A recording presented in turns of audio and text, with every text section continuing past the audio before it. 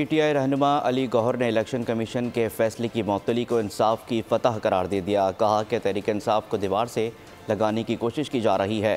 तहरीक इंसाफ के वकील अली जफर बोले, पेशावर हाई कोर्ट ने पीटीआई के खिलाफ साजिश के ताबूत में कील ठोंक दी है। ने देखी है कि इलेक्शन कमीशन का ऑर्डर सस्टेनेबल नहीं था, लिहाजा वो ऑर्डर सस्पेंड हो गया और हमारा बेट रिस्टोर हो गया। ज़ाहिर अगर अदालत इस नतीजे पे पहुंची है कि ये ऑर्डर सस्टेनेबल नहीं है, हमें कभी उम्मीद है इंशाल्लाह ताला कि नेक्स्ट डेट पे इंशाल्लाह ये ऑर्डर ही ख़त्म हो जाएगा। इलेक्शन कमीशन ने जो कुछ मांगा हमने उसको प्रोवाइड किया और अलम किया, बट हमारे एतमाद को ठेस पहुँचा और वो इंसाफ नहीं किया। हमारे साथ डिस्क्रिमिनेशन की गई।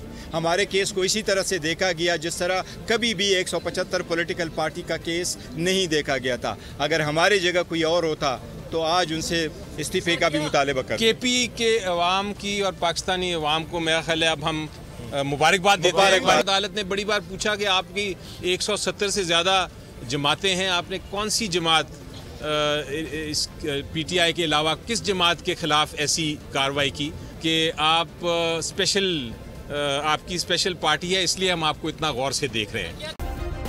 सब्सक्राइब करें और बेल दबाएं ताकि कोई खबर रह न जाए।